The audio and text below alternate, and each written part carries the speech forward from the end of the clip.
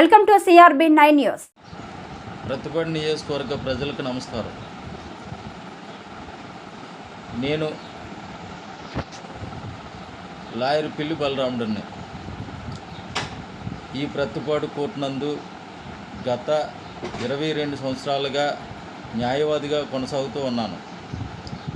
ఈ నియోజకవర్గంలో ఈ గత 22 సంవత్సరాలు చూసినటువంటి నియోజకవర్గ అభివృద్ధి సంక్షేమ విషయాల్లో చెందినటువంటి వైఫల్యము, ప్రజాప్రతినిధుల తాలూకా నిర్లక్ష్యము, వారి తాలూకా అసమర్థత, అధికార దుర్వినియోగాన్ని ప్రజల్లో బాధితులను చేసినటువంటి సంఘటనలు ఎన్నో చూసి ఉన్నాను.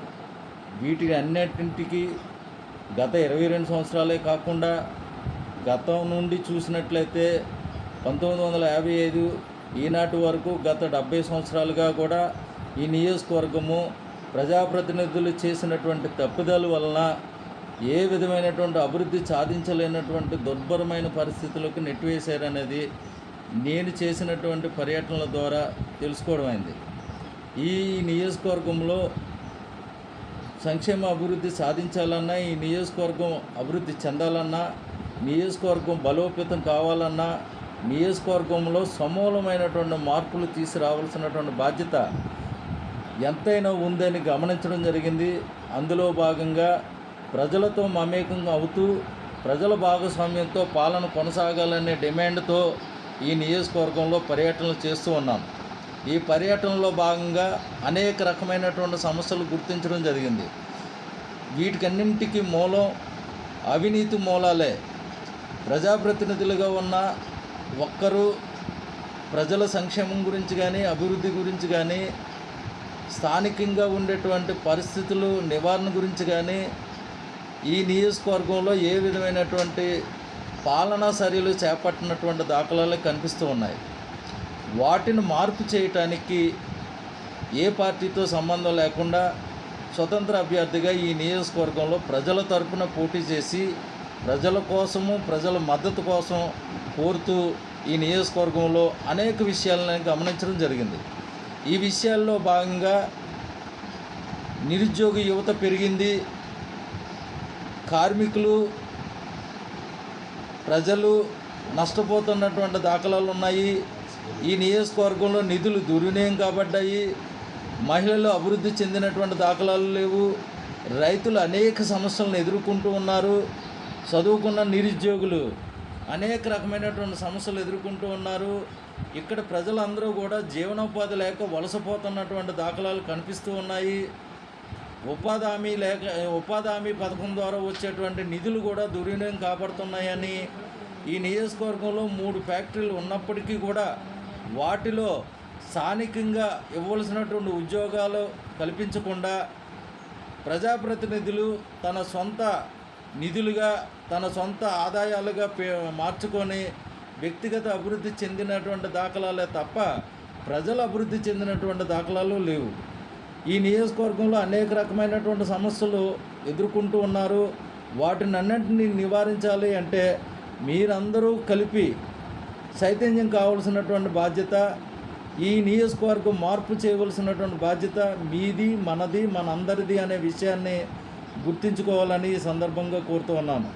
ఈ నియోజకవర్గంలో యువత నిరుద్యోగులుగా మిగిలిపోతున్నారు, రైతులు అనేక రకమైనటువంటి సమస్యలు ఎదుర్కొంటూ ఉన్నారు, మహిళలు అనేక ఆర్థిక పరిస్థితుల నుండి బయటపడలేనటువంటి స్థితిలో కొనసాగుతూ ఉన్నారు. ఈ నియోజకవర్గంలో కార్మికులు చట్టాలు ఉల్లంఘన చేస్తూ చట్టాలకు అనుగుణమైనటువంటి చర్యలు చేపట్టకపోవడం వల్ల ప్రజలు నష్టపోతూ ఉన్నారనే విషయాన్ని గమనించడం జరిగింది. ఈ నియోజకవర్గంలో భూ సంబంధమైనటువంటి సమస్యలు ఉన్నాయి, అలాగే ప్రజా సంబంధమైనటువంటి సమస్యలు ఉన్నాయి. గిరిజన ప్రాంతాల్లో గిరిజన హక్కులకు భంగం కలిగించినటువంటి పరిస్థితులు ఉన్నాయి. ఈ నియోజకవర్గంలో ప్రతి చోట, ప్రతి గ్రామంలో ఉన్నటువంటి సామాజిక వర్గాల రీత్యా చూసినట్లయితే వారికి ఉన్నటువంటి సంక్షేమ అభివృద్ధి పూర్తిగా నీరుగారిపోవడమే కాకుండా పూర్తిగా వైఫల్యం చెంది ప్రజాప్రతినిధులు వారి వ్యక్తిగత ఆస్తులను పెంపొందించుకోవడం జరిగిందనేది ఈ నియోజకవర్గంలో నేను గమనించడం జరిగింది. ఈ గమనించినటువంటి విషయాలన్నింటినీ కూడా పూర్తిగా నివారణ కావాలి అంటే ప్రజల భాగస్వామ్యంతో పాలన జరగాలి. ప్రజల భాగస్వామ్యము పాలనలో ప్రజాప్రతినిధులు జవాబుదారీగా ఉన్నట్లయితేనే ఈ సాధ్యమయ్యేటువంటి అవకాశం ఉంది. అవినీతి నిర్మూలన చేసేటువంటి అవకాశం ఉంది. వీటినన్నింటినీ పూర్తి నిర్మూలన చెయ్యాలి అంటే ప్రజల తరపున నేను స్వతంత్ర అభ్యర్థిగా పోటీ చేస్తూ ప్రజల మన్ననల కోసం, ప్రజల మద్దతు కోసము, ప్రజా సంక్షేమాన్ని, అభివృద్ధిని సాధించి తీరతాము అనే విషయాన్ని ఈ నియోజకవర్గంలో ప్రజల భాగస్వామ్యం లేనిదే ఏ ఒక్కటి కూడా జరిగేటువంటి అవకాశం లేకుండా స్థానిక ప్రజలకి, స్థానిక యువతకి, స్థానిక కార్మికులకి, చదువుకున్న నిరుద్యోగులకి అందరికీ కూడా అనుమతులు మంజూరు చేయించే బాధ్యతను కూడా ఈ నియోజకవర్గంలో ప్రజాప్రతినిధిగా చేపట్టడమే కాకుండా ప్రజల భాగస్వామ్యంతో ఈ నియోజకవర్గాన్ని చిట్ట నియోజకవర్గంగా మిగిలిపోయింది, నెట్టివేయబడింది. కాబట్టి మొదటి స్థానాన్ని తీసుకురావడానికి నా వంతు ప్రయత్నం చేయటానికి సంసిద్ధంగా ఉన్నాను. మీరు ఈ నియోజకవర్గం మార్పు కోసము సమూలమైనటువంటి ఆలోచనతోటి చేయాలని, నేను చేయబోయేటువంటి కార్యక్రమాలు, నేను చెప్పబోయేటువంటి విషయాలన్నింటితో కలిపి కరపత్రం ద్వారా ఈరోజు ఈనాటికే ఇంటింటి ప్రసారం ద్వారా ఇంటింటికి అందించడం జరిగింది. అందులో భాగంగానే ప్రజలు గమనించి ఈ ప్రజలు నష్టపోకుండా ప్రజలు ఈ నియోజకవర్గాన్ని మార్పు తీసుకురావాల్సినటువంటి బాధ్యత నాది అనే ఉద్దేశంతో, సంకల్పంతో నేను చేసే ప్రయత్నానికి ఈ నియోజకవర్గంలో ఉన్నటువంటి ప్రజలు, రైతులు, కార్మికులు, మహిళలు, యువత, నిరుద్యోగులు, చదువుకున్నటువంటి విద్యావంతులు అందరూ కూడా ఈ నియోజకవర్గ మార్పు కోసం ప్రయత్నం చేసి ఈ నియోజకవర్గాన్ని ముందుకు తీసుకెళ్ళి ఆంధ్రప్రదేశ్ రాష్ట్రంలో మొదటి నియోజకవర్గంగా తీర్చిదిద్దడానికి ప్రయత్నం చేయాలని, ఈ కేంద్ర రాష్ట్ర ప్రభుత్వాలు ఇచ్చినటువంటి నిధులన్నీ కూడా స్వయంగా ప్రజలకే అందించి ప్రజల చేత ఖర్చు చేస్తానే తప్ప ఇతర ప్రాంతాల నుంచి వచ్చేటువంటి కాంట్రాక్టులను పూర్తి నిర్మూలన చేయిస్తానని, అలాగే ఈ నియోజకవర్గంలో కొండపోడు భూములు, ఇతరితర ప్రభుత్వ భూములు సాగు చేస్తూ ఉన్నారు.